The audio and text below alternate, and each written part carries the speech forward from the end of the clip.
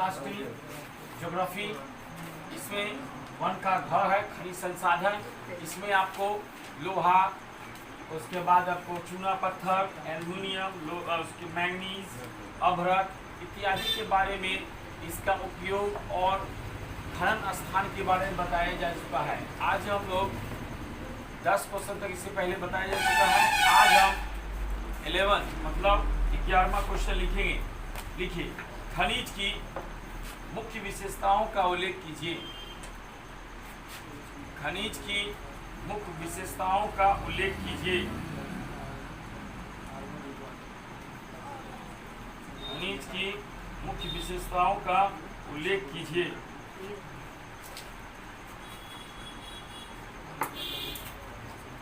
उत्तर लिखिए। आज के आधुनिक युग में, आज के आधुनिक युग में, आज के आधुनिक युग में खनिज विश्व की, खनिज विश्व की रीढ़ की हड्डी है। रीढ़ की हड्डी है। Full stop.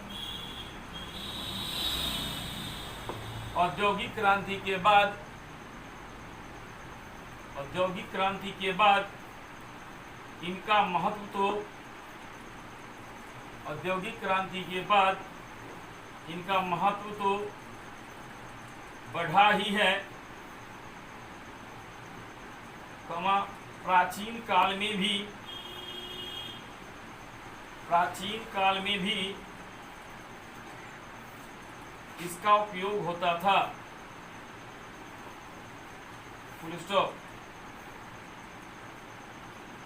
खेती के उपकरण, खेती के उपकरण लोहे से निर्माण होते हैं। Full stop. जिन देशों के पास, जिन देशों के पास खनिज का अभाव रहता है, जिन देशों के पास खनिज का अभाव रहता है,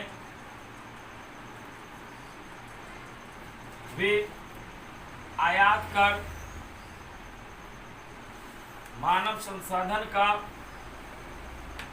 आयात कर अभाव रहता है, वे आयात कर मानव संसाधन का उपयोग करके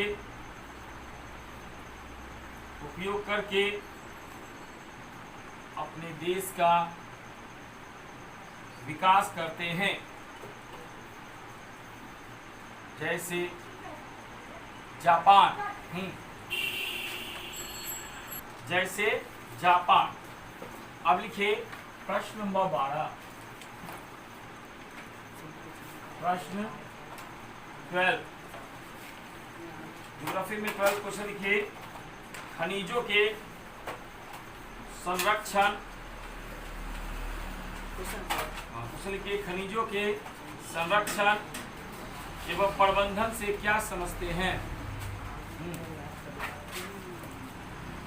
क्वेश्चन नंबर 12 है, खनिजों के संरक्षण एवं प्रबंधन से क्या समझते हैं? उत्तर लिखिए। खनिज क्षयशील, खनिज क्षयशील तथा, खनिज क्षयशील तथा अनवीकरणीय संसाधन है। अनवीकरणीय संसाधन है। Full stop. इसकी मात्रा सीमित है, इसकी मात्रा सीमित है। Full stop. ये यदि एक बार समाप्त हो गए, ये यदि एक बार समाप्त हो गए तो इन्हें हम पुनः प्राप्त नहीं कर सकते हैं। Full stop. यदि लाभ के लालच में मनुष्य इनका अत्यधिक दोहन करने लगे तो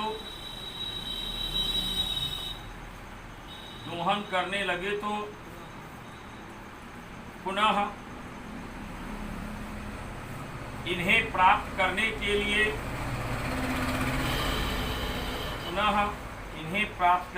लिए लाखों लाख वर्षों तक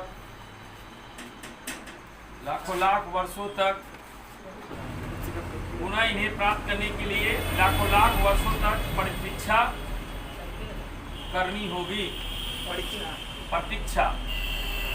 लाखों लाख वर्षों तक प्रतीक्षा करनी होगी। Full stop. अतः इनके महत्व को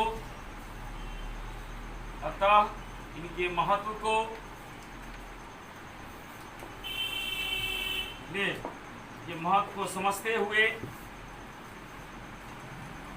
इनका संरक्षण तथा उचित प्रबंधन करना चाहिए।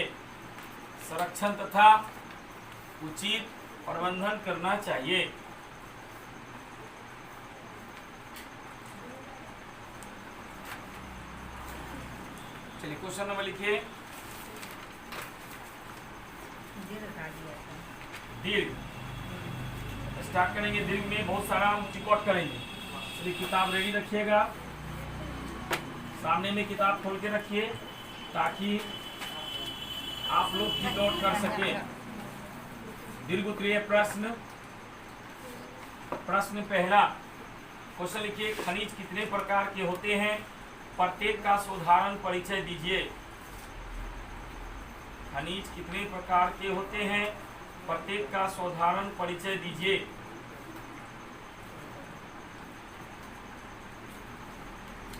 इसके लिए आप लोग पेज नंबर 80 निकालिए।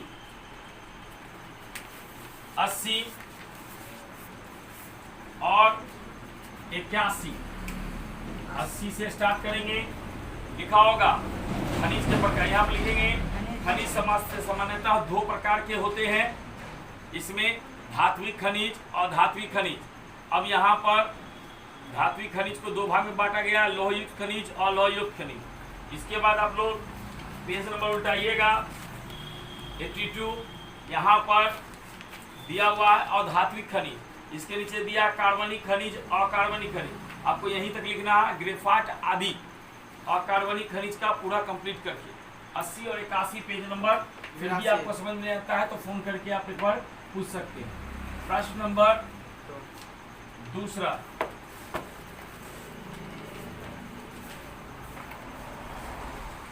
दूसरा प्रश्न है, धात्विक एवं अधात्विक खनिजों में क्या अंतर है? धात्विक एवं अधात्विक खनिजों में क्या अंतर है? तुलना कीजिए। पेज नंबर आपका 82 है। देख लीजिए, दो भाग में बांट कर दिया हुआ है, धात्विक खनिज और अधात्विक खनिज। पेज नंबर 82 पर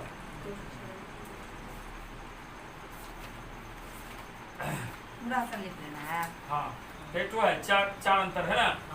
चल नेक्स्ट क्वेश्चन तीसरा। भारत की खनिज पेटियों का नाम लिखकर किन्हीं दो का वर्णन कीजिए। किन्हीं दो का वर्णन कीजिए। उत्तर लिखिए। भारत में 3 खनिज पेटियां पाई जाती है। भारत में 3 खनिज पेटियां पाई जाती है। पहला उत्तरी पूर्वी पठार, दूसरा दक्षिणी पश्चिमी पठार, दक्षिणी पश्चिमी पठार, तीसरा उत्तर पश्चिम प्रदेश, तीसरा उत्तर पश्चिम प्रदेश, पश्चिम प्रदेश। इतना तक लिखने के बाद आप लोग क्या कीजिएगा, दो पेटी का वर्णन करना है। कितना का? दो। कौन कौन? तो एक का करिएगा उत्तर पूर्वी पठार और दूसरा दक्षिण। पेज नंबर निकालिए 85। उत्तर पूर्वी पठार, दूसरा हाँ, दक्षिण। आप लोग 85 में आपको लिखा होगा उत्तरी पूर्वी पठार। इसका आप लिख लीजिएगा पूरा का पूरा। क्या लाइन है? पूरा 4 लाइन है। और दूसरा है आपका दक्षिणी पश्चिमी पठार, दक्षिणी पश्चिमी पठार। ये पूरा आपको तीर का निशान देकर लिख लीजिएगा। दोनों का 4 लाइन है, आपको दिया हुआ है ना। इसको आप लोग कॉपी पर नोट कर लेंगे।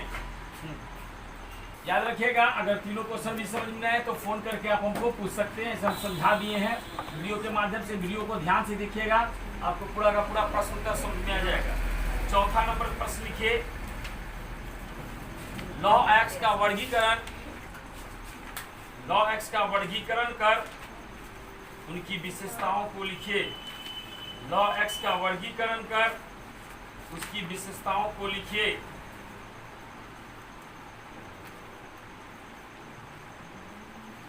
विशेषताओं को लिखिए। लॉ एक्स का वर्गीकरण कर उनकी विशेषताओं को लिखिए। पेज नंबर आप लोग निकालिए 85, 85। पेज क्या लिखिएगा? 85। देखिए वहां पर लिखा हुआ है नीचे में लॉ अयस्क। क्या लिखा हुआ है? लॉ अयस्क। ठीक है, तीर का निशान देखिए क्या लेना है इसमें। लोहा आधुनिक से लेकर चौथाई भाग तक अंकलित है। और इधर उठाइए पेज नंबर 86, 85 और 86।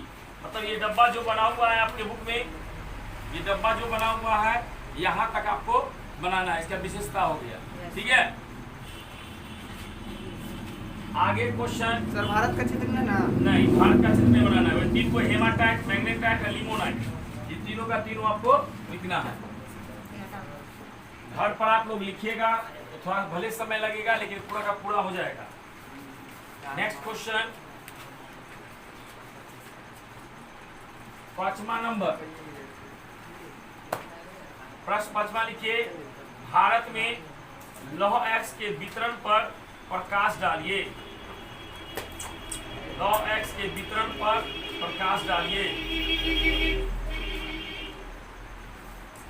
उत्तर के लिए निकालिए पेज नंबर, पहले लिखिए, पहले एक लाइन लिख लीजिए, उसके बाद उत्तर के लिए बताते हैं। देखिए, भारत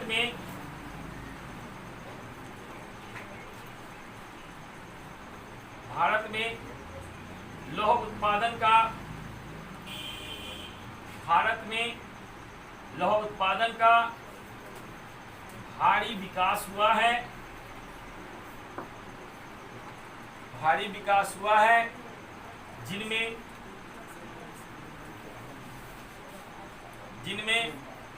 प्रमुख राज्य निम्नलिखित है। जिनमें प्रमुख राज्य निम्नलिखित है। प्रमुख राज्य निम्नलिखित है। इसके लिए पेज नंबर आप लोग निकालिए 88। 88 पेज पर आपको राज्य सबका नाम लिखा हुआ है। कर्नाटक, छत्तीसगढ़, उड़ीसा, गोवा, झारखंड, महाराष्ट्र और आंध्र प्रदेश। ठीक है, ये पांचों के बारे में कर्नाटक से स्टार्ट करिएगा और आंध्र प्रदेश तक आपको लिखना है टोटल। ठीक है, और याद करने में आप जितना याद हो सके, 5 गो 6 गो, है ना।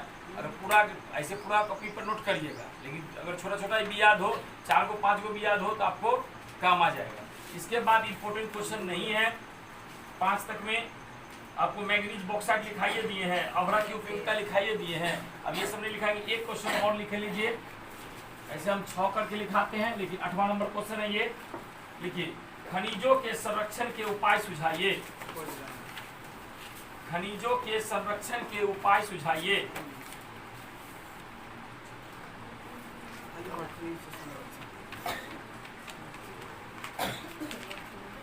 सूत्र लिखिए,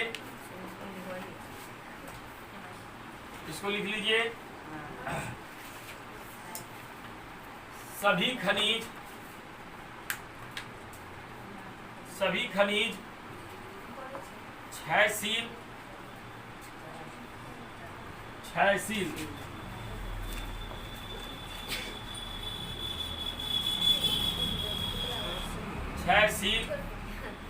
तथा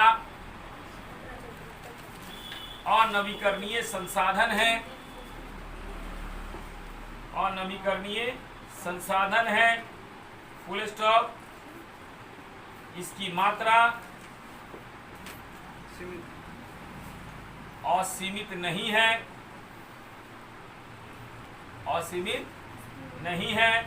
फुल स्टॉप। यह भविष्य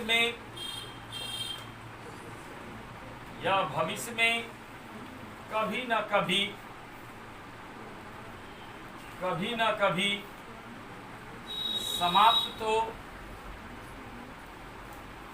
हो जाएंगे ही। Full stop.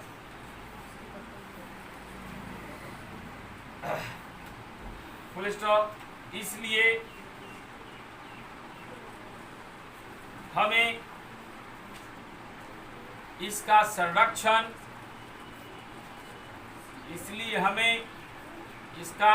संरक्षण करना चाहिए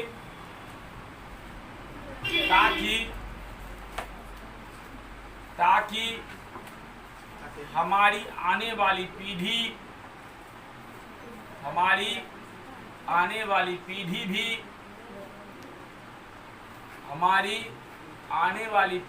भी इसका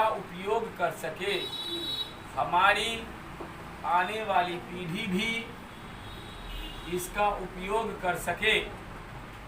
फुल स्टॉप। इसके लिए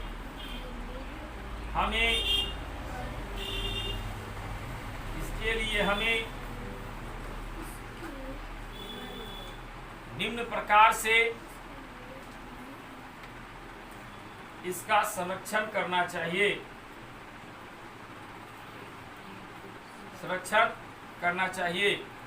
हेडिंग चेंज की। पहला नंबर, खनिजों के निरंतर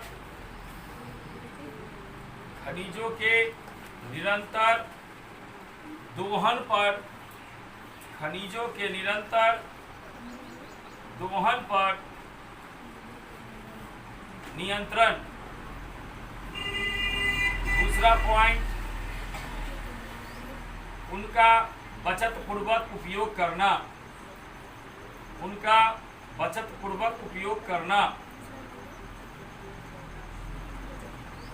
तीसरा पॉइंट, कच्चे माल के रूप में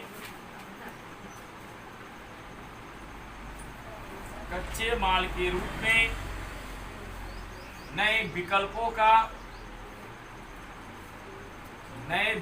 का खोज करना। Full stop.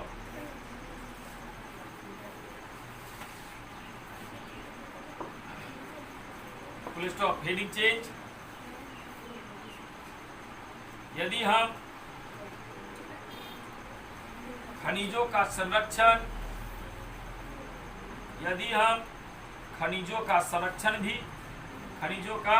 संरक्षण भी करें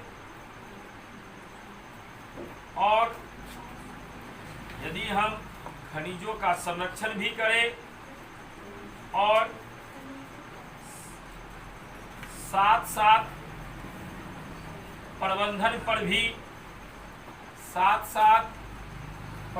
पर भी ध्यान दे तो खनिजों के संकट से हम ही नहीं, हमारी पीढ़ियों को भी कोई कठिनाई नहीं होगी। Full stop. कंप्लीट हो गया ये चैप्टर। एक्सरसाइज 1 का अंग शक्ति शक्ति ऊर्जा संसाधन, ऊर्जा संसाधन। ऊर्जा के तो 3 मुख्य संसाधन माना गया है, कोयला, पेट्रोलियम, है ना, और प्राकृतिक गैस। ये तीनों जो है हमारे देश का ऊर्जा का मुख्य आधार है और इसे बहुत सारे राज्य से निकाला जाता है। कोयला की बात करें, दामोदर घाटी, सोन घाटी, महानदी घाटी, गोदावरी घाटी इत्यादि। झारखंड भी कोयला का प्रमुख उत्पादक केंद्र रहा है ना। उसके बाद पेट्रोलियम की बात करें तो मुंबई सागर सम्राट की जगह पर जो है ना, वहाँ से समुद्र के अंदर से तेल निकाला जाता है। इसी सब के बारे में। और 2 तरह का ऊर्जा संसाधन होता है, परंपरागत और गैर परंपरागत। परंपरागत ऊर्जा स्रोत जिसको हम लोग नवीकरणीय संसाधन भी कहते हैं, है ना, इसमें आपको कोयला, पेट्रोलियम और प्राकृतिक गैस हुआ। एक होता है गैर परंपरागत या नवीकरणीय ऊर्जा संसाधन, जैसे सौर ऊर्जा, पवन ऊर्जा, ज्वारीय ऊर्जा। आज तक देखेंगे हम लोग कि पवन मतलब वायु से भी आप ऊर्जा प्राप्त कर सकते हैं। उसके लिए पवन चक्की बनाना होता है। जहाँ बहुत तेज, डेनमार्क नाम जगह है, वहाँ जो है पवन ऊर्जा से ज़्यादातर उत्पादन होता है बिजली। हम लोग के यहाँ कोयला उत्पादन होता है, कोयला से उत्पादन होता है ना। बिहार में कोयला से उत्पादन होता है बिजली। और जैसे पंजाब की बात करें, जल विद्युत उत्पादन होता है। भाकर नांगल बांध का नाम सुना होगा तुम लोग, भाकर नांगल बांध, ऊंचा बांध। यहाँ से क्या होता है कि टरबाइन लगाकर विद्युत उत्पादन किया जाता है, नहीं तो ये सब। उसके बाद अब चल रहा है सोलर सिस्टम, जो आप घर पर अगर उतना का शुरू में खर्चा होता है, लेकिन अगर उसको लगा दिए तो सोलर प्लेट में, हाँ, सोलर प्लेट में 70 से 80 हज़ार रुपया अगर आप खर्चा करते हैं, एक सोलर प्लेट अपने छत पर लगा लीजिए तो आपको जो है बिजली की आवश्यकता नहीं है। उस पर आप पूरे दिन क्या लगभग में कहा जाता है 20 से 25 साल लगभग में आप उस सौर ऊर्जा का इस्तेमाल कर सकते हैं। सोलर ऊर्जा, सोलर लेना पड़ेगा तो सर एक बैटरी भी लेना पड़ेगा। बैटरी सब आता है रात के लिए, हो सकता है बैटरी चेंज करना पड़े, लेकिन आपको उस ऊर्जा से सस्ता ऊर्जा पड़ेगा, है ना। भले एक मुश्त में पैसा लगता है, लेकिन उसको आप बहुत समय तक यूज कर सकते हैं सोलर सिस्टम, है ना। लेकिन वही बात है, इसमें एक खराबी है कि आप किसी भी समय में ऑन कर, जैसे अभी बिजली चलाएं तुरंत ऑन हो गया, नहीं, ये सिस्टम नहीं, पहले स्टोर करना पड़ता है उसको बैटरी के माध्यम से, बैटरा के माध्यम से, नहीं, वोल्टाइक सेल होता है तो उसको चार्ज करना पड़ता है, उसको स्टोर करना पड़ता है, तब वो चलता है। स्टोर नहीं करिएगा तो ज़्यादा बिजली नहीं देता है। हाँ, लेकिन देता है, हम क्या बोले, ऐसे ऐसे फॉर्म है देता है। ज़्यादा जितना पैसा लगाओगे उतना, जितना पावर का लगाओगे उतना उसमें यूज होता है ना। हम लोग रिकॉर्ड कर लीजिए, पहला का क, दूसरा का घ, तीसरा का ग, चौथा का घ, पांचवा घ, छठा क, सातवां ख, आठवां क, नौवां ग, 10वां ग, 11 ख, 12 ग, 13 क, 14 ख, 15 घ, 16 क, 17 ग और 18 ख। इस हिसाब से आप लोग टिक कर लें, क्योंकि ऑब्जेक्टिव बहुत ही महत्वपूर्ण माना जाता है आपके सिलेबस के अनुसार। ऑब्जेक्टिव नहीं याद करिएगा, पास करना भी बहुत मुश्किल है ना, क्योंकि सब्जेक्टिव पास करके नहीं, बच्चा ऑब्जेक्टिव पास करके ज़्यादा पास होता है, उत्तीर्ण होता है, नहीं। चलिए, अब इसमें आपको लघुत्तरीय प्रश्न और टोटल लघुत्तरीय प्रश्न में टोटल 15 क्वेश्चन है। दीर्घोत्तरीय प्रश्न में बहुत ज्यादा नहीं, 15 को सर 9 को। चलिए, पहला प्रश्न लिखिए, लघुत्तरीय प्रश्न,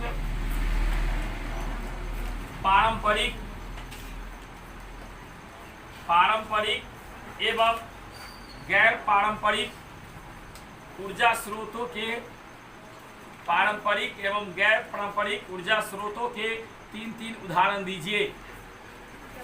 तीन उदाहरण दीजिए।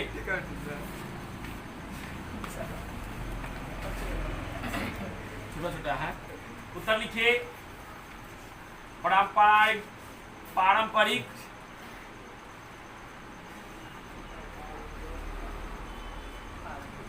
पारंपरिक ऊर्जा स्रोत के उदाहरण हैं कोयला, पेट्रोलियम और प्राकृतिक गैस। पारंपरिक ऊर्जा स्रोत के उदाहरण हैं कोयला, पेट्रोलियम तथा प्राकृतिक गैस। और गैर पारंपरिक ऊर्जा स्रोत के उदाहरण हैं पवन ऊर्जा, सौर ऊर्जा तथा बायोगैस। पवन ऊर्जा, सौर ऊर्जा तथा बायोगैस। Full stop.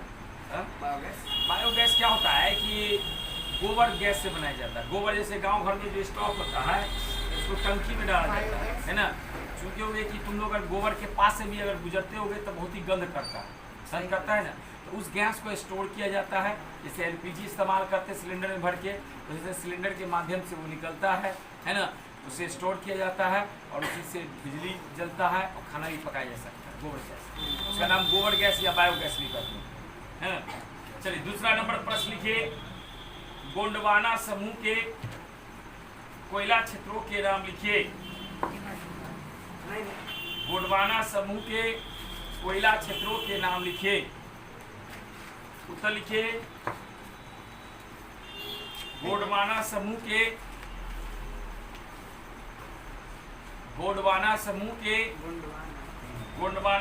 के कोयला क्षेत्र हैं महानदी घाटी। गोंडवाना समूह के कोयला क्षेत्र हैं महानदी घाटी, सोन घाटी, दामोदर घाटी,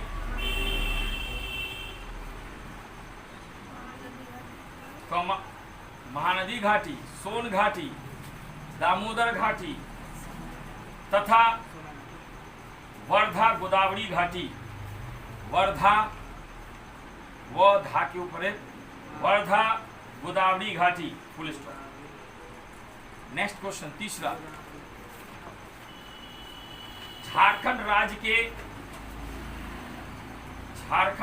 के तीसरा नंबर प्रश्न लिखिए। झारखंड राज्य के मुख्य कोयला उत्पादक क्षेत्रों के नाम लिखिए। झारखंड राज्य के मुख्य कोयला उत्पादक क्षेत्रों के नाम अंकित करें। उत्पादक क्षेत्रों के नाम अंकित करें। उत्तर लिखिए। झारखंड राज्य के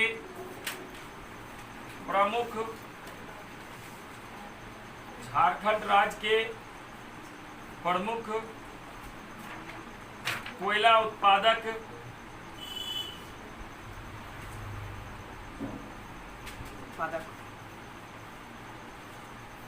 क्षेत्र हैं झरिया, बोकारो, झरिया जैसे झंडा जो लिखते हो, झरिया, बोकारो, गिरिडीह, गिरिडीह, कर्णपुरा,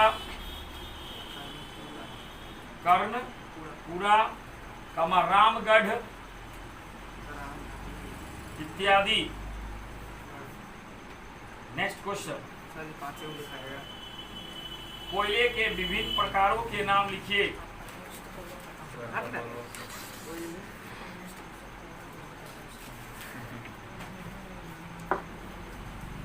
तो लिखिए। कार्बन की मात्रा के आधार पर कोयला 4 प्रकार के होते हैं। 4 प्रकार के होते हैं। Anthracite, bituminous,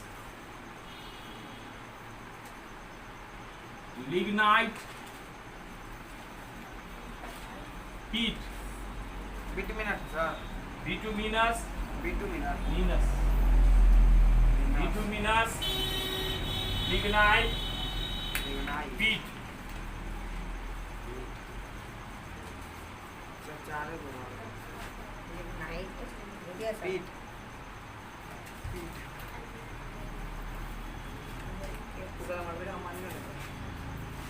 next question, last. Petroleum से पेट्रोलियम से किन किन वस्तुओं का निर्माण होता है? अगला छोड़िए सर। पेट्रोलियम से किन किन वस्तुओं का निर्माण होता है? तो लिखिए, पेट्रोलियम से अनेक वस्तुओं का निर्माण होता है। जैसे अनेक वस्तुओं का निर्माण होता है, जैसे गैसोलीन, डीजल,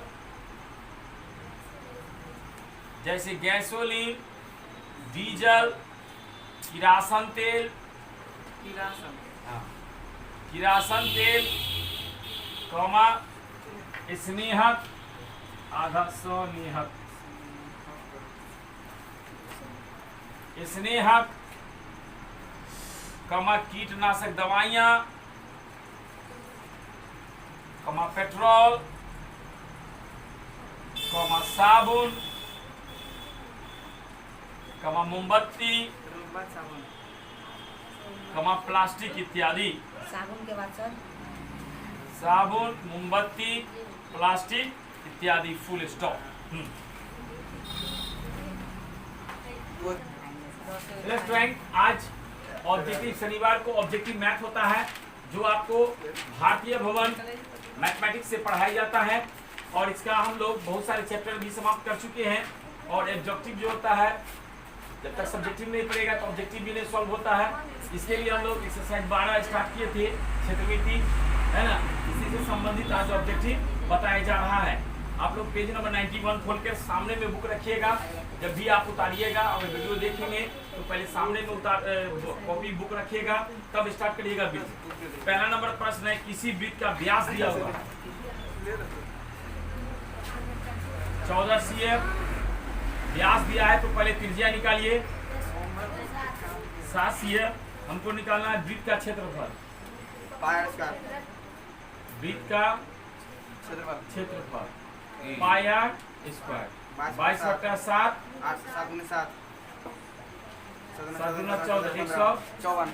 154 cm स्क्वायर। इसका आंसर हो जाता है इसे करके डी। दूसरा नंबर प्रश्न, किसी वृत्त की त्रिज्या तिगुनी कर दिया जाए तो नया और पुराना वृत्त की परिधियों का अनुपात ज्ञात कीजिए। देखिए, इसको अगल अगल बनाइएगा तो बहुत समय लग जाएगा, है ना। डायरेक्ट आप अनुपात से बना सकते हैं।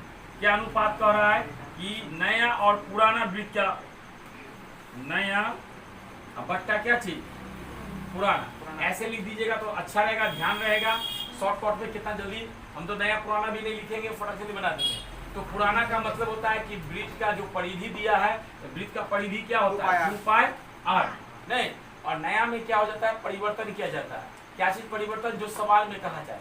सवाल में क्या कह रहा है कि वृत्त की त्रिज्या तिगुनी कर दिया जाए, तो 2 गुने पाई गुने 3r, तिगुनी कर दिया ना। क्या कर दिया गया, तिगुनी कर दे। 2 से 2, पाई से पाई, r से r, 3:1 आंसर होगा। ये आसान तरीका हुआ बनाने का, लेकिन ऐसे नया पुराना नहीं करिएगा तो थोड़ा क्या होगा कि पहले नया वृत्त का क्षेत्रफल, पुराना वृत्त का परिधि, नया वृत्त का परिधि, तब उसको बट्टा कीजिए तो वो लॉन्ग में चला जाएगा, शॉर्ट में नहीं जाएगा। तीसरा नंबर आपका है, यदि कि इसकी वृत्त का व्यास, फिर व्यास सेम सवाल दे दिया, व्यास बराबर 14 cm, व्यास बटा 2 7 cm। वृत्त की परिधि क्या होता है परिधि बाबू? 2 पाई आर 2 पाई आर। 2 गुने 22/7 22/7 7 7 से कट गया 44 44। इसका आंसर होगा सी। चौथा नंबर, यदि किसी वृत्त की त्रिज्या दुगुनी कर दिया जाए, इसमें भी वही बात है, पुराना और नए वृत्त का अनुपात ज्ञात कीजिए। हम क्या लिख देते हैं यहाँ? अनुपात करा पुराना बट्टा नया पुराना में जो वृत्त का करा परिधि तो क्या होगा 2 पाई आर। नया में क्या कर रहा है? दुगुना कर दिया जाए। क्या कर दिया क्या जाए? चीज को कीजिए को दुगुना करेगा जी। ठीक है 2 आर कर दें, 2 आर 2 से 2 पाई से पाई 1/2 1/2 1/2। 1/2 के साथ इसमें आंसर शायद गलत दे दिया है। गलत दिया था छोड़ दो नहीं, इसका आंसर होगा ए। इसमें क्षेत्रफल निकाल दिया है नहीं, जबकि इसमें कह रहा है परिधि निकालने के लिए। इसका आंसर क्या ए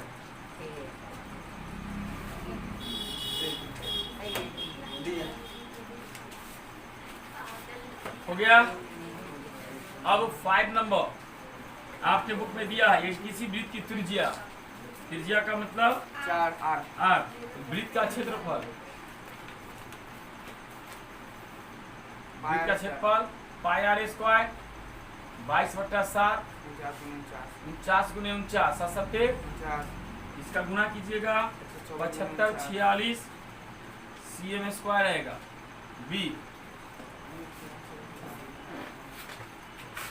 छठा नंबर पर आर त्रिज्या वाले अर्धवृत्त की परिमिति, आप लोग को शायद याद होगा अर्धवृत्त की परिमिति क्या होता है? पाई आर प्लस 2r। कल भी बताया गया था पिछले वीडियो में।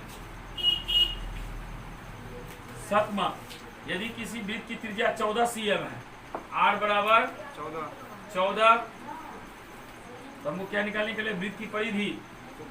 वृत्त की परिधि बराबर क्या होता है? 2 पाई आर 2 22/8 आर का मान 14 7 दूना 14, ये हो गया 88 cm। इसका आंसर डी। 8वां, यदि किसकी वृत्त का परिमाप, हम इससे पहले भी सवाल 12.1 में बताए थे, वृत्त का परिमाप बराबर वृत्त का क्षेत्रफल, दोनों बराबर है। वृत्त का परिमाप क्या होता है? 2 पाई आर, इसका वृत्त का क्षेत्रफल पाई आर स्क्वायर।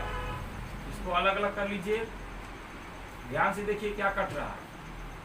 पाई से पाई, आर से आर, 2 बराबर आर बराबर 2 मात्रक होगा। इसका डी आंसर। हाँ 12.1 में था ये सवाल। 9, यदि किसी वृत्त का क्षेत्रफल, वृत्त का क्षेत्रफल आपके बुक में दिया है 3850 cm स्क्वायर, वृत्त की त्रिज्या क्या होगा? वृत्त का क्षेत्रफल क्या होता है? पाई आर 3850 22/7 आर स्क्वायर बराबर 3850, आर स्क्वायर बराबर 3850 गुने कितना? 7/22। 22 से आप 3850 को काट सकते हैं।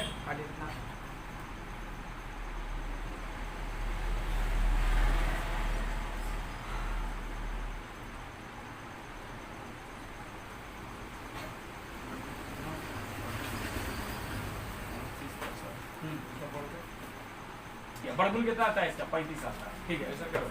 कर दिया यहाँ देखो आर स्क्वायर 22 से कट जाएगा 38 175 12 25, आर बराबर रूट अंडर 12 25। अगर इसका वर्गमूल आप निकालिएगा तो 35 cm होगा। 9 कंप्लीट। 10, आपके बुक में अर्ध परिमाप दिया है, वृत्त का अर्ध परिमाप इसका सूत्र क्या होता है? पाई आर प्लस 2r। तो r कॉमन ले लीजिए आप, पाई प्लस 2 हो गया। यहाँ पर 22/7 प्लस 2 बराबर 36, बट आपका जोड़ कर लीजिए 7 गुना 36। इस तरह से r बराबर 4 2 6, 4 2 6, 2 1 3 36 बराबर 60 बराबर 36। r बराबर 36 गुने 7 और बट्टा 36, कट गया 36 से 36, यहाँ 7 सी 9 का आंसर हो गया सी और 10 का आंसर हो गया, इसमें भी आंसर फोल्ट है, 7 सी है ना।